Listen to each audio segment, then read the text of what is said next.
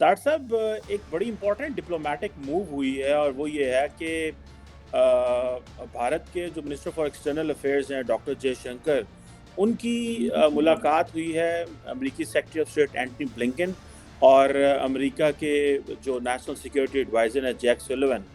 तार साहब, आप कैसे देखते हैं जनरल असेंबली न्यूयॉर्क से निकल के वो वॉशिंगटन आ गए हैं और उन्होंने आके मीडिया से बात भी की है, लेकिन उन्होंने कोई क्वेश्चन आंसर नहीं लिए। एक तो आपकी इसकी सिग्निफिकेंस को क्या देखते हैं? ये जो नेशनल सिक्योरिटी एडवाइज़र से मुलाकात हुई है, इसकी ज़ाहिर बात है अपनी सिग्निफिकेंस है एंड फॉरेन मिनिस्टर्स की मुलाकात की अपनी सिग्निफिकेंस है। बल्कि उन्होंने कहा है कि हम एंटनी ब्लिंकन को 2+2 डायलॉग के लिए न्यू दिल्ली वेलकम करते हैं। कनाडा के हवाले से भी सवालात पूछे गए, लेकिन उन्होंने जवाब नहीं दिया। तार साहब, इसका मतलब तो ये है कि पाकिस्तानी जो डेलीगेशन था वो तो स्नब हो गया वहाँ पे, क्योंकि उनसे तो किसी ने कोई मुलाकात नहीं की, ना प्राइम मिनिस्टर से ना फॉरेन मिनिस्टर से।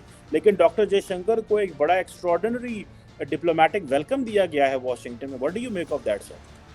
चीमा साहब, सबसे पहले तो मैं ये बताना चाहूंगा कि डॉक्टर जयशंकर का वॉशिंगटन डीसी टाउन के साथ क्या रिलेशनशिप। इसके एक पावर कॉरिडोर्स के अंदर डॉक्टर जयशंकर साहब जब यंग ऑफिसर थे 1980 में, तो यहाँ पे वो डिप्टी चीफ मिशन थे भारत के एम्बेसडर। उसके बाद वो 2013 में वो यहाँ पे एम्बेसडर रहे, 2013 से लेकर 15 तक। तो उनकी जो बॉन्डेज है सिटी के साथ और पावर कॉरिडोर्स और थिंक टैंक्स, स्टेट डिपार्टमेंट और सारा जो एक पूरा आंटराज है पूरा, उसके साथ उनके रिलेशनशिप बहुत पुराने। एक तो ये है, और जाहिर है उसका उन्होंने इस वक्त फायदा भी उठाना था, उन्होंने उठाया, भारत को फायदा हुआ उसका। अब मैं उसके बारे में बताना चाहूंगा कि डॉक्टर जयशंकर साहब की जो ट्वीट आई है, जो खासकर उन्होंने की है जैक सोल्वन से मिलके, उसके बाद उनके मैं उसकी ट्वीट में कहूंगा tremendous progress in bilateral relationship, ये उनकी ट्वीट का हिस्सा है। और फिर टोनी बिल्कन से मिले हैं। लेकिन यहाँ का मीडिया टोनी बिल्कन के साथ इंपॉर्टेंट क्यों उसको करार दे रहा है, वो वाकई ही इंडिया कनेडियन रिलेशनशिप की बेस पर उसको इंपॉर्टेंस दे रहा है कि उसके बारे में बात की गई है टोनी बिल्कन के साथ। अपनी साइड उन्होंने एक्सप्लेन करने की कोशिश की है। उसके बाद जो दूसरी उन्होंने जो मीडिया यहाँ पे जो कह रहा है, वो कहते हैं कि what they discuss with Jake Sullivan, local media की जबान है वो ये है कि they discuss transformation underway around the world and India's growing role. अब उसमें दो चीजें हैं, ट्रांसफॉर्मेशन ऑफ द वर्ल्ड, इस पे दो तीन चीजें आ रही हैं। एक तो इकॉनमी है, कोविड के बाद इकॉनमी जिस तरह उन्होंने उसका अपना यूनाइटेड नेशन जनरल असेंबली में भी ये बात उन्होंने की है। और दूसरा G20 का टोटल जो फोकस था वो ग्लोबल साउथ की इकॉनमी पे था, कनेक्टिविटी और इकॉनमी। और कोविड के बाद जो अभी तक सप्लाई चेन रिस्टोर नहीं हो सका, और जो खासकर ग्लोबल साउथ के जो कंट्रीज हैं, डेवलपिंग कंट्रीज, उनकी नीड क्या है, ये सारी चीजें वहां डिस्कस की गई हैं। ये ट्रांसफॉर्मेशन है।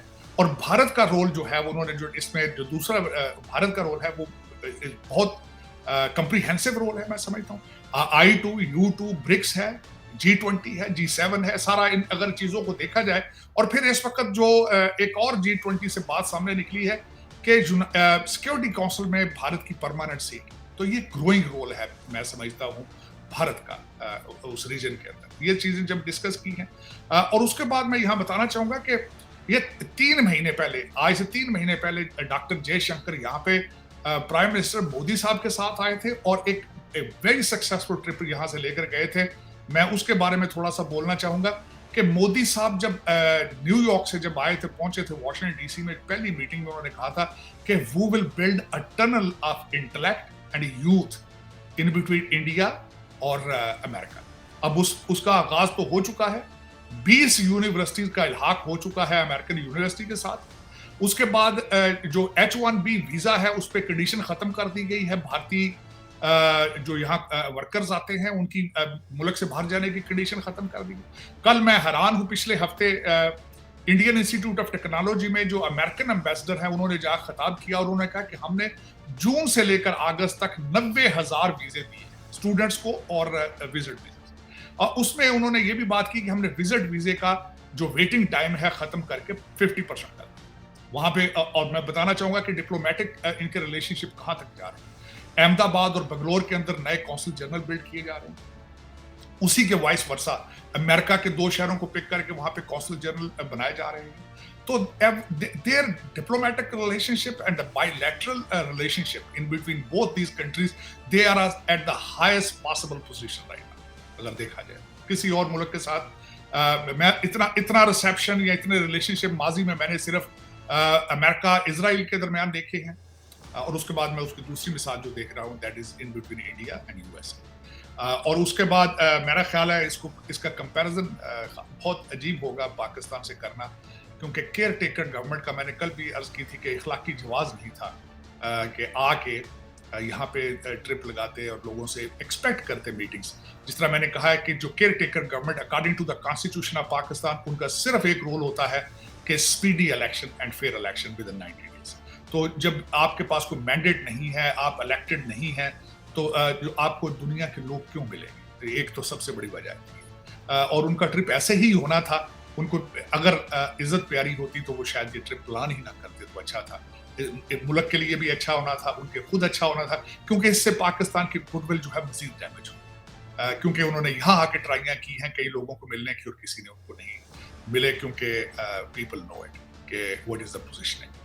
अब उसमें मैं समझता हूँ, आज जब सुबह उठा हूँ एक अच्छी खबर मिली पढ़ने के लिए कि ब्लूमबर्ग ने कहा है कि पिछले महीने Pakistani rupees is a best performing currency, और जिस तरीके से क्रैक डाउन किया गया है हवाला और हुंडी के ऊपर, उन्होंने कहा कि हवाला और हुंडी के ऊपर जो क्रैक डाउन और डॉलर स्मगलिंग की वजह से रुपीज इज परफॉर्मिंग बेटर, मेरा ख्याल है, जो कि पाकिस्तान के लिए काफी अरसे के बाद में एक अच्छी खबर आई है। वो भी मैं शेयर करना चाहता था, लेकिन डिप्लोमेटिक फ्रंट के ऊपर Pakistan is no way matter fact. बल्कि ना सिर्फ पाकिस्तान, भाई कई और ममालिक जो हैं they don't exist in diplomatic world at the same time. उनकी कोई परफॉर्मेंस नहीं है। परफॉर्मेंस होती है when your economy is strong, your diaspora is strong, और आप कुछ लेने या देने या कुछ दुनिया के अंदर कोई ना कोई अपना इम्पैक्ट की सलाहियत रखते हो, तो फिर ही आपकी डिप्लोमेटिक रिस्पेक्ट होती है या आप मिलते जुलते हैं लोगों के साथ। लेकिन डॉक्टर जयशंकर ना सिर्फ ही इज मीटिंग, मैं एक और बल्कि बात भूल गया कि उनकी कल मीटिंग यहाँ पे होगी एम्बेसडर कैथरीन टाई के साथ,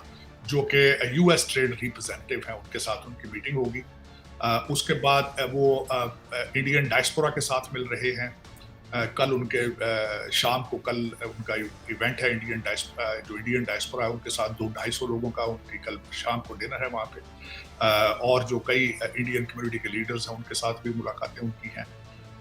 लेकिन he is having wonderful and successful trip, जिसका ऑब्वियस उन्होंने बहुत मेहनत की है। एक दिन में नहीं हुआ। जिस तरीके से मैंने आपको बताया है, जो ये नए क्वाड हैं, I2U2 या जो नए ग्रुपिंग है, उसमें काफी अरसे से आपने देखा होगा कि वो India is very aggressively moving in it. और जिस तरीके से प्राइम मिनिस्टर मोदी ने जो ट्रिप लगाया था आज से 3 महीने पहले, नॉट सिर्फ in the US, he went to France, then he went to Greece, then he went to UAE.